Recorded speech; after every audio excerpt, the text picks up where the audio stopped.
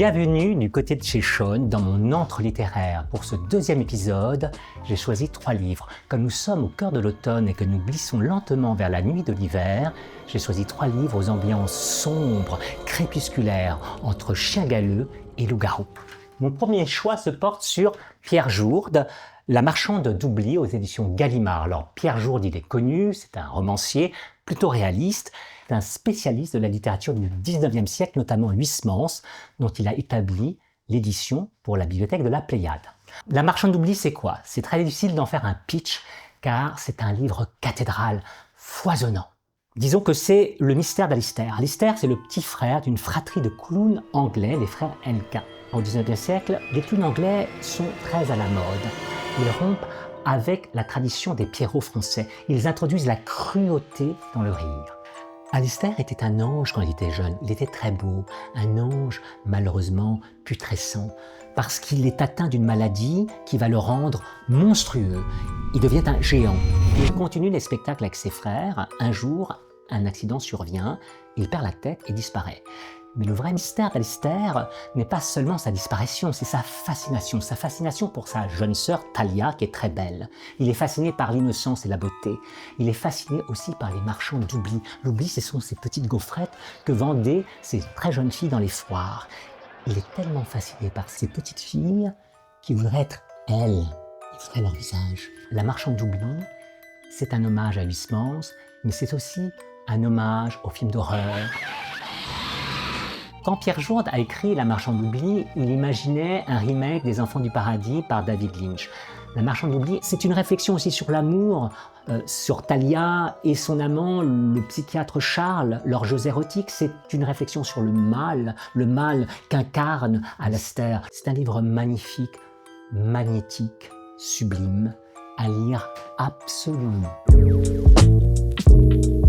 Mon deuxième livre est un roman japonais de Sao Ichikawa, La Bossue, publié chez Globe. Sao Ichikawa est lauréate du prix Akutagawa, le Goncourt japonais. Dès les premières pages, on est plongé dans un H-bar, un happening bar, un sex club. Il y a une conversation entre un jeune cas dynamique et une étudiante BCBG avec une poitrine XL. Et puis on lit quelque chose d'assez bizarre, cathéter, mucosité, canule trachéale.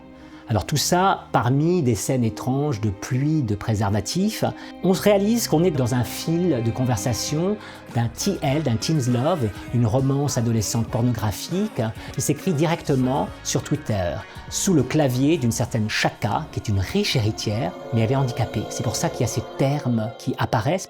Elle a un aide-soignant qu'elle brime, qu'elle humilie. Elle lui dit « J'aimerais tant travailler chez McDonald's. Si j'étais pas handicapée, je pourrais travailler chez McDonald's. J'aimerais vraiment ça. » Elle dit autre chose à son aide-soignant avec des accents un peu salaces. Tomber enceinte et avorter, ça devrait pouvoir se faire. Pas de problème avec mes fonctions reproductrices. C'est pour ça que j'aimerais bien tomber enceinte et avorter une fois.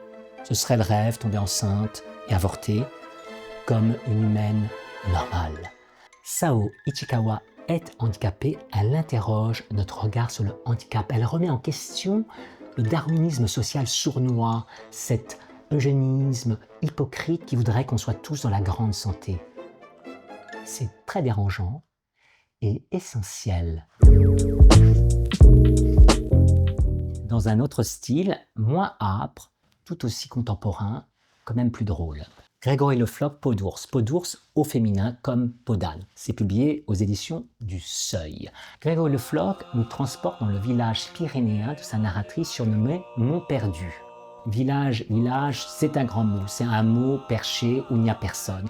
Mais le désert, la solitude n'est pas une question ni de topographie, ni de démographie. Montperdu, quand elle est chez elle, s'enferme dans sa chambre, met Björk à fond dans les oreilles, s'enfile des canettes de Red Bull.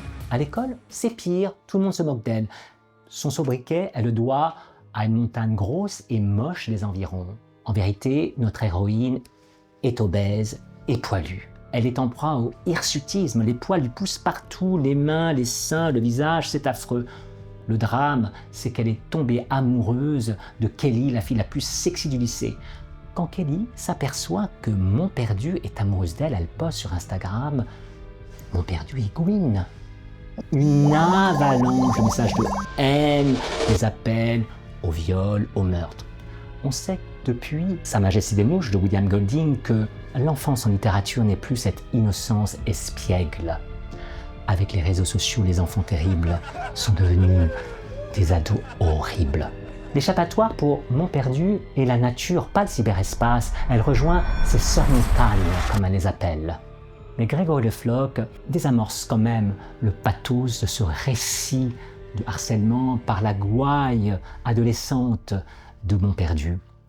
Il exhorte au merveilleux avec les légendes pyrénéennes, la fête de l'ours, une légende de femme sauvage. C'est la puissance du langage, elle veut faire peau neuve. Montperdu se couvre de poils, cette expression, elle la prend au pied de la lettre, c'est le sortilège de l'écriture, comme si la métaphore devenait métamorphose.